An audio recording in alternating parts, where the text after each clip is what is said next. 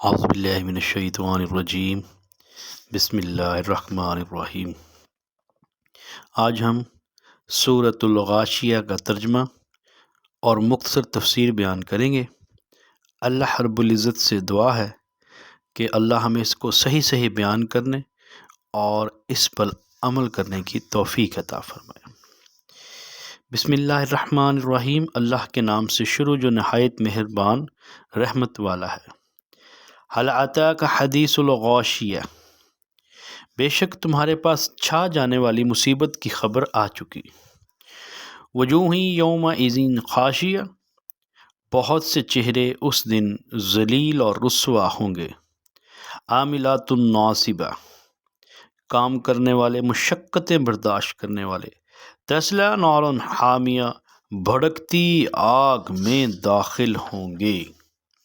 تسقی من عین آنیہ، نہایت جلتے چشمے کا پانی پلائے جائیں گے۔ لیس لہم طعام الا من ضریع، ان کے لیے کچھ کھانا نہیں سوائے آگ کے کانٹے۔ لا یسمن ولا یغنی من جوع، کہ نہ فربہی لائیں اور نہ بھوک میں کام دیں۔ وجوہ یومئذ ناعمہ، بہت سے چہرے اس دن چین سے ہوں گے۔ لسعیہا راضیہ، وہ اپنی کوشش پر راضی ہوں گے۔ فی جنات عالیہ، باغ بلند میں۔ لا تسمع فیہا لاغیہ، اس میں کوئی بیہودہ بات نہ سنیں گے۔ فیہا عین جاریہ، اس میں جاری چشمے ہوں گے۔ فیہا سرر مرفوعہ، اس میں بلند تخت ہوں گے۔ وَأَكْوَابٌ مَوْضُوعَةٌ، اور چنے ہوئے کوزے۔ وَنَمَارِقُ مَصْفُوفَةٌ، اور برابر برابر بچھے ہوئے قالین ہوں گے۔ وَزَرَابِيُّ مَبْثُوثَةٌ، اور پھیلی ہوئی چاندنیاں۔ أَفَلَا يَنظُرُونَ إِلَى الْإِبِلِ كَيْفَ خُلِقَتْ، تو کیا وہ اونٹ کو نہیں دیکھتے کہ کیسا بنایا گیا۔ وَإِلَى السَّمَاءِ كَيْفَ رُفِعَتْ، اور آسمان کو کیسا اونچا کیا گیا۔ وَإِلَى الْجِبَالِ كَيْفَ نُصِبَتْ، اور پہاڑوں کو کیسے قائم کیا گیا۔ وَإِلَى الْأَرْضِ كَيْفَ سُطِحَتْ، اور زمین کو کیسے بچھائی گئی۔ فَذَكِّرْ إِنَّمَا أَنْتَ مُذَكِّرٌ، تو تم نصیحت کرو، تم تو نصیحت کرنے والے ہی ہو۔ لست علیہم بمسیطر، تم کچھ ان پر زبردستی کرنے والے نہیں۔ الا من تولی وکفر، ہاں جس نے منہ پھیرا اور کفر کیا۔ فیعذبہ اللہ العذاب الاکبر، تو اسے اللہ بہت بڑا عذاب دے گا۔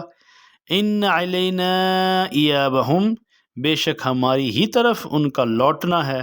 ثم ان علینا حسابہم، اور پھر بے شک ہم پر ہی ان کا حساب لینا ہے۔ پہلی ہی آیت کے لفظ الغاشیہ کو اس سورہ کا نام قرار دیا گیا۔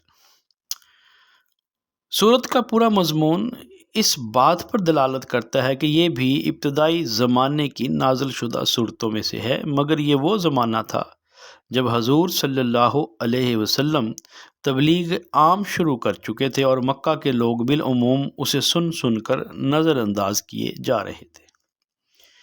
اس کے موضوع کو سمجھنے کے لیے یہ بات نگاہ میں رکھنی چاہیے کہ ابتدائی زمانے میں رسول پاک صلی اللہ علیہ وسلم کی تبلیغ زیادہ تر دو ہی باتوں کے ذہن نشین کرنے پر مرکوز تھی، ایک توحید، دوسرے آخرت، اور اہل مکہ ان دونوں باتوں کو قبول کرنے سے انکار کر رہے تھے۔ اس پس منظر کو سمجھ لینے کے بعد اب اس سورہ کے مضمون اور انداز بیاں پر غور کرتے ہیں۔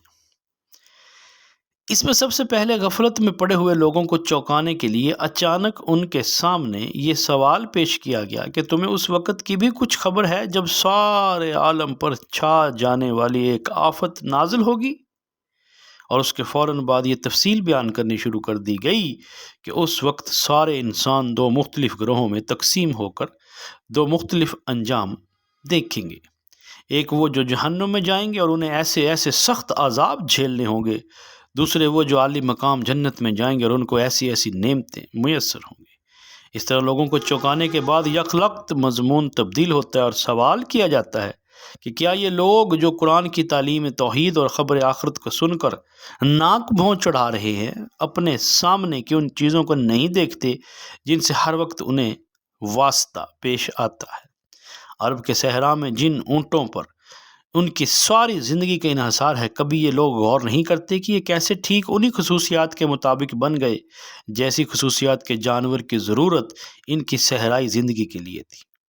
اپنے سفروں میں جب یہ چلتے ہیں تو انہیں یا آسمان نظر آتا ہے یا پہاڑ یا زمین، انہی تین چیزوں پر یہ غور کریں۔ اوپر یہ آسمان کیسے چھا گیا، سامنے یہ پہاڑ کیسے کھڑے ہو گئے، نیچے یہ زمین کیسے بچھ گئی؟ کیا یہ سب کچھ قادر مطلق ثانی حکیم کی کارآگرگی کے بغیر ممکن ہو سکتا ہے؟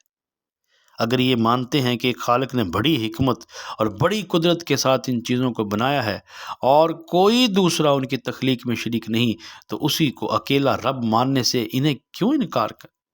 اور اگر یہ مانتے ہیں کہ وہ خدا یہ سب کچھ پیدا کرنے پہ قادر تھا، تو آخر کس معقول دلیل سے انہیں یہ ماننے میں تأمل ہے کہ وہی خدا قیامت لانے پر بھی قادر ہے، انسانوں کو دوبارہ پیدا کرنے پر بھی قادر ہے، جنت اور دوزخ بنانے پر بھی قادر ہے؟ اس مختصر اور نہایت معقول استدلال سے بات سمجھانے کے بعد کفار کی طرف سے رخ پھیر کر نبی کریم صلی اللہ علیہ وآلہ وسلم کو مخاطب کیا جاتا ہے اور آپ سے ارشاد ہوتا ہے کہ یہ لوگ نہیں مانتے تو نہ مانیں، تم ان پر جبار بن کر تو مسلط نہیں کیے گئے ہو کہ زبردستی ان سے منوا کر ہی چھوڑو، تمہارا کام نصیحت کرنا ہے، سو تم نصیحت کیے جاؤ، آخر کار انہیں آنا ہمارے پاس ہی ہے، اس وقت ہم ان سے پورا حساب لیں گے اور نہ ماننے والوں کو بھاری سزا دیں گے۔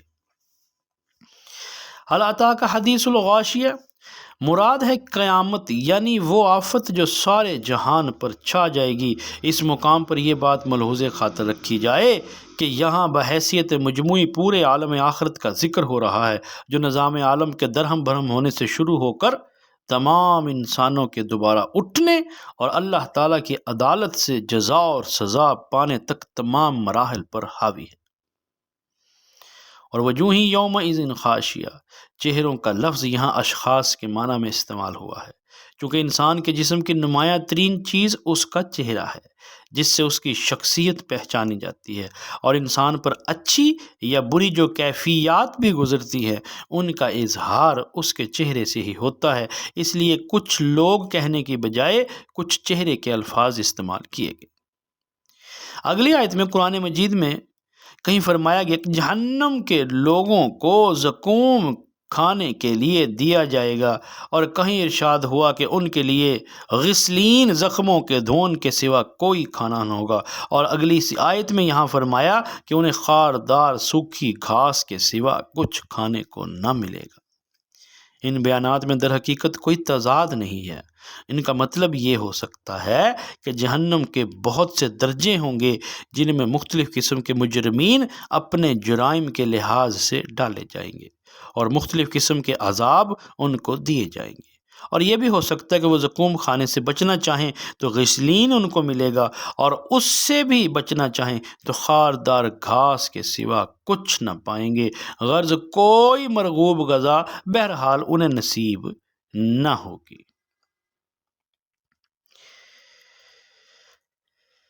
یعنی دنیا میں جو صحیح اور عمل کر کے وہ آئے ہوں گے اس کے بہترین نتائج آخرت میں دیکھ کر خوش ہو جائیں گے،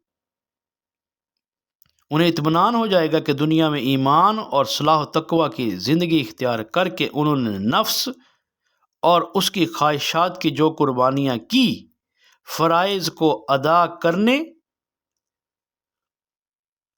میں جو تکلیفیں اٹھائی، احکام الہی کی اطاعت میں جو زحمتیں برداشت کیں، معصیتوں سے بچنے کی کوشش میں جو نقصان اٹھائے، اور جن فائدوں اور لذتوں سے اپنے آپ کو محروم کر لیا، یہ سب کچھ فی الواقع بڑے نفع کا سودا تھا۔ لسعیہ راضیہ، یعنی دنیا میں جو صحیح عمل کر کے وہ آئے اس کے نتائج وہ آخرت میں یقینی طور پر دیکھ لیں گے۔ اگلی آیت میں یہ وہی چیز ہے جس کو قرآن مجید میں جگہ جگہ جنتوں کی نعمتوں میں سے ایک بڑی نعمت کی حیثیت سے بیان کیا گیا، یعنی ساگر بھرے ہوئے ہر وقت ان کے سامنے ہوں گے، اس کی حاجت ہی نہ ہوگی کہ وہ طلب کر کے انہیں منگوائے۔ اگر یہ لوگ آخرت کی یہ باتیں سن کر بھی آخر یہ سب کچھ کیسے ہو سکتا ہے، کیا خود اپنے گرد و پیش کی دنیا پر نظر ڈال کر انہوں نے کبھی نہ سوچا کہ یہ اونٹ کیسے بن گئے، یہ آسمان کیسے بلند ہو گیا، یہ زمین کیسے بچھ گئی؟ یہ ساری چیزیں اگر بن سکتی تھی اور بنی ہوئی ان کے سامنے موجود ہیں تو قیامت کیوں نہیں آ سکتی؟ آخرت میں ایک دوسری دنیا کیوں نہیں بن سکتی؟ دوزخ اور جنت کیوں نہیں ہو سکتی؟ یہ تو ایک بے عقل اور بے فکر آدمی کا کام ہے کہ دنیا میں آنکھیں کھولتے ہی جن چیزوں کو اس نے موجود پایا ان کے متعلق تو وہ یہ سمجھ لے کہ ان کا وجود میں آنا تو ممکن ہے، کیونکہ یہ وجود میں آئی ہوئی ہیں، مگر جو چیزیں اس کے مشاہدے اور تجربے میں ابھی نہیں آئی ہیں ان کے بارے میں وہ بے تکلف یہ فیصلہ کر دے کہ ان کا ہونا ممکن ہی نہیں۔ اس کے دماغ میں اگر عقل ہے تو اسے سوچنا چاہیے کہ جو کچھ موجود ہے یہ آخر کیسے وجود میں آ گیا؟ یہ اونٹ ٹھیک ان خصوصیات کے مطابق کیسے بن گئے جن خصوصیات کے جانور کی عرب کے صحرا میں رہنے والے انسانوں کو ضرورت تھی؟ یہ آسمان کیسے بن گیا جس کی فضا میں سانس لینے کے لیے ہوا بھر دی ہوئی، جس کے بادل بارش لے کر آتے ہیں، جس کا سورج دن کو روشنی اور گرمی فراہم کرتا ہے، جس کے چاند اور تارے رات کو چمکتے ہیں؟ یہ زمین کیسے بچھ گئی جس پر انسان رہتا اور بستا ہے، جس کی پیداوار سے اس کی تمام ضروریات پوری ہوتی ہیں، جس کے چشموں اور کنوؤں پر اس کی زندگی کا انحصار ہے؟ اور یہ پہاڑ زمین کی سطح پر کیسے ابھر آئے جو رنگ برنگ کی مٹی اور پتھر اور طرح طرح کی معدنیات لیے ہوئے جمے کھڑے ہیں؟ کیا یہ سب کسی قادر مطلق ثانی حکیم کی کاراگری کے بغیر ہو گیا ہے؟ کوئی سوچنے اور سمجھنے والا دماغ اس سوال کا جواب نفی میں نہیں دے سکتا۔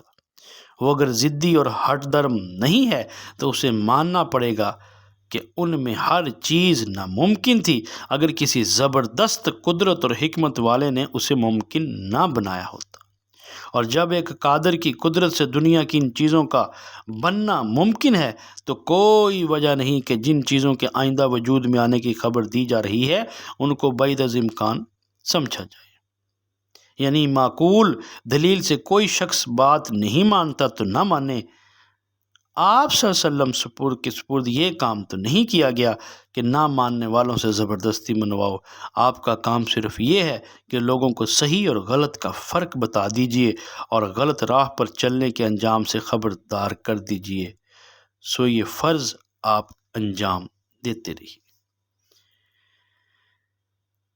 اللہ رب العزت سے دعا ہے کہ اللہ تعالیٰ اس کو ہمیں صحیح پڑھنے اور آخرت کے لیے بخشش کا باعث بنے۔ سبحان ربک رب العزت عما یصفون وسلام علی المرسلین والحمد للہ رب العالمین وصلی اللہ تعالی علی خیر خلق محمد وعلی آلہ واصحابہ اجمعین برحمتک یا ارحم الراحمین۔